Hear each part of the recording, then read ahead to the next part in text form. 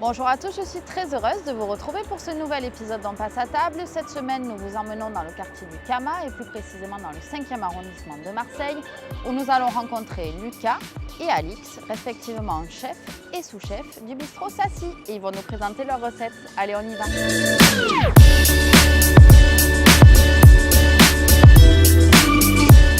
Bonjour Lucas, bonjour Alix. Bonjour.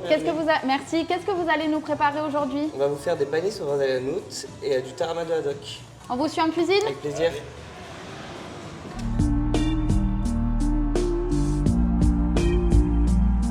On a besoin de 250 g de haddock pour cette recette qu'on met dans un blender.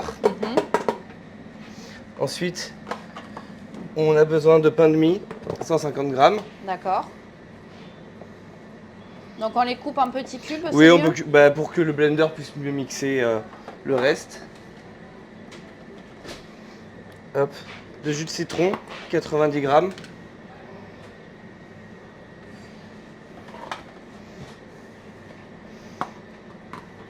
De lait, 60 g. Du lait demi-écrémé classique? Oui, du lait entier, demi-écrémé, ça fonctionne très bien aussi. Hop, et de jaune d'œuf, 50 g total. Ok. Donc l'équivalent de 2 jaunes. Ça marche aussi très bien. En fait, cette recette, c'est un peu comme si on réalisait une pâte de poisson qu'on montait ensuite à l'huile, comme une mayonnaise. D'accord. Donc, dans un blender qu'on peut avoir à la maison. Si on n'a pas le blender, on fait quoi? Ça, on n'a pas le blender, au mixeur plongeant, ça peut fonctionner. Après, vaut mieux avoir un blender. On peut aider avec un peu d'huile pour commencer. Ouais. Pas trop parce que ça risque de trancher, D'accord. comme une mayonnaise. Une petite pincée de sel. Attention pas trop en mettre parce que le haddock est déjà un poisson salé. Quelques tours du moulin à poivre. Une fois que ma pâte est bien lisse, je viens prendre à la maryse pour pas en perdre. Ça, c'est l'accessoire Oui. indispensable. Ah bah, si on veut faire des économies, c'est sûr. Et ensuite, avec le KitchenAid, ou à deux, quelqu'un qui verse, quelqu'un qui fouette, on vient gentiment verser l'huile, enfiler comme une mayonnaise, pour créer l'émulsion en fait. D'accord. À quel moment on sait qu'il faut arrêter pour pas que ça tranche?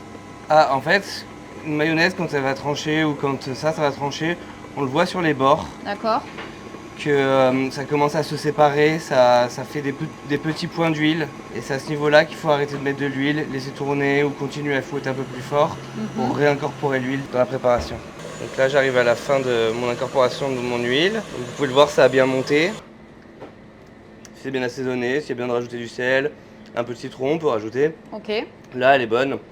Nous, notre recette, elle est grammée, donc on sait comment elle fonctionne. On la débarrasse en boîte. Et elle aime avoir une petite heure de frigo quand même pour reprendre, pour être bien fraîche, que ce soit agréable à la dégustation. D'accord. Moi, je commence par faire chauffer 2,5 litres d'eau Ok. dans ma casserole. Je rajoute un peu de sel, Du gros sel? du gros sel. Donc en attendant, je vais mettre ma farine de pois chiche et mes épices dans mon cul de poule. Donc, je vais ajouter mon demi-litre d'eau dans ma préparation. Eau froide, hein? Eau froide. Je vais rajouter aussi un peu d'eau bouillante. Je mets de l'eau froide pour pas que l'eau elle soit trop chaude et que ça cuise tout de suite ma préparation. Donc là, je vais rajouter à peu près la moitié d'eau que j'ai mis à bouillir. Je vais bien mélanger ma préparation, pas qu'il y ait de grumeaux. Est-ce qu'il y a une astuce pour pas qu'il y ait de grumeaux ou c'est que à la force du bras? Alors c'est de pas mettre d'eau trop chaude. Ok. L'eau, si on met que de l'eau qui bout, ça va tout de suite cuire et c'est là que ça va créer des grumeaux assez gros. Bon, là, il y a encore un petit peu de grumeaux, mais quand elle va cuire, ça va disparaître. On voit qu'elle est quand même assez lisse. Voilà, et là, je vais la rajouter direct dans ma casserole. D'accord. Donc là, on la met comme ça, Ouais, direct. directement. Et on remue tout de suite.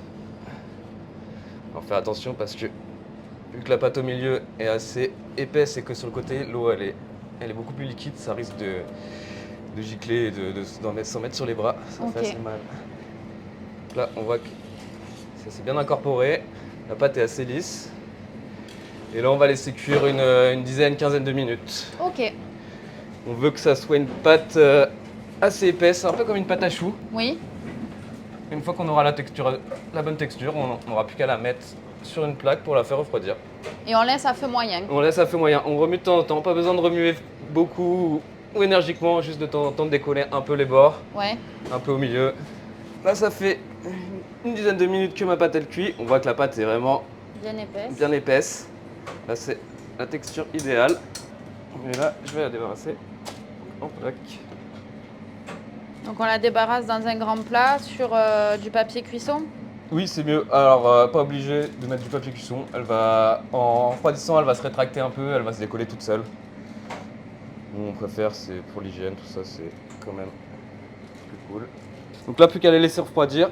Oui. Et en refroidissant, elle va durcir. Ok. Après, on n'a plus qu'à la tailler et la faire frire. On la laisse à l'air libre ou on la met au frais? On la laisse à l'air libre. Donc on l'a laissé reposer 3-4 heures à l'air libre, le temps qu'elle refroidisse. Après, on vient la tailler. Donc nous, on la taille en petit rectangle. D'accord. Comme ça. On peut la tailler dans toutes les formes qu'on veut. Et on va venir la faire frire. Donc dans une huile à 180 degrés.